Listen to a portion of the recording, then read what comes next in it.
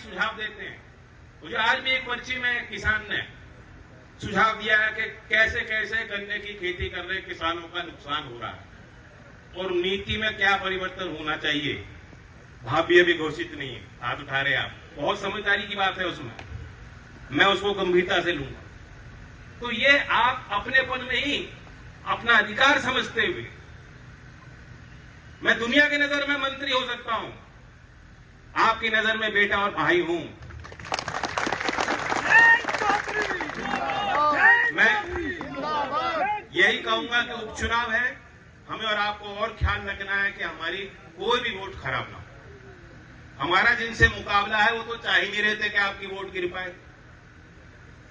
जो पीडीए की बात करते हैं, पीडीए का फुल फॉर्म है पर्सनल डेवलपमेंट ऑफ एरा गैरा। अब गैरों के क्या करोगे? जो गैल है उनका ख्याल रखो। कौन गैल रहा? मिथिलेश पाल आपके टाइम। अब चौथी बार किसके सिंबल पे लड़ रहे हैं चुनाव? लोकदल, राष्ट्रीय लोकदल के हैंडपंप के चुनाव चिन्ह पे चौथी बार मैदान में आई है। इन्हें मायूस मत करना। ये उम्मीदवार मेरी नहीं है, ये उम्मीदवार मेरी नहीं है, जयंत की नहीं है। ये उम्मीदवार चौधरी अजीत सिंह जी की बनाई हुई है।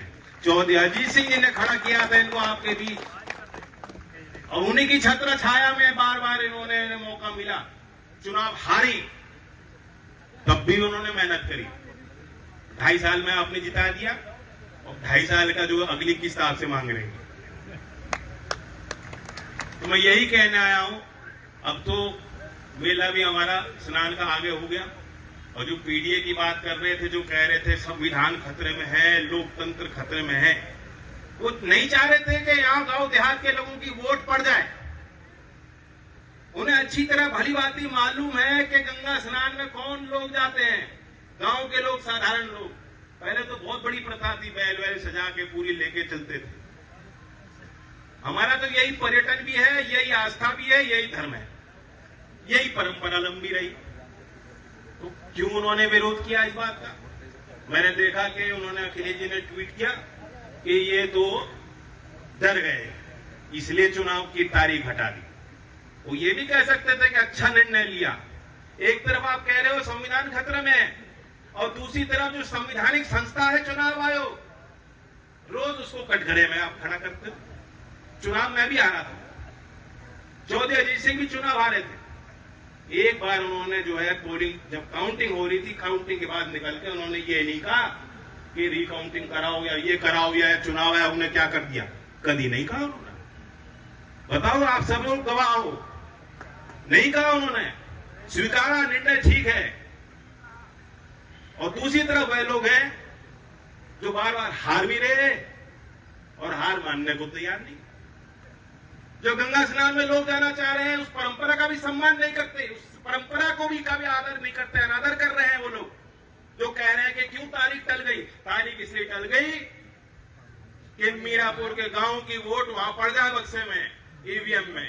जो ईवीएम में आप जिस ईवीएम को गाली देते हो और उस ईवीएम के लिए वोट मांगते हो, आप नहीं चाहते थे कि गांव देहात के लोग, उनकी वोट वहां पड़ जाए। आप चाह रहे थे उस स्नान में व्यस्त रहें और यहां से हम चुनाव पे कब्जा कर लें। तो चंद लोगों के कब्जे को तोड़ के एक गरीब किसान के घर की बेटी, चौधरी चरण सिंह की पार्टी के और चौधरी अजीत सिंह जी की व्यक्तिगत तौर से नुमाइंदा मिथिलेश पाल आपकी उम्मीदवार हैं। इन्हें भारी वोटों से इन्होंने जब जीती थी, वो भी बाय इलेक्शन था, इनकी किस्मत है बाय इलेक्शन की एक्सपर्ट, लेकिन तब वोट मिली थी, कितनी मिली थी? जीत गई थी फिर। अब तो दुगनी करनी पड़ेगी। अब मैं ये नहीं बता रहा कितनी मिली थी, हिसाब आप लगा लेना। मैं ये चाह रहा हूं दुगनी मिलनी चाहिए, दुगनी की बात कर रहा हूं, दुगनी दे दोगे। धन्यवाद।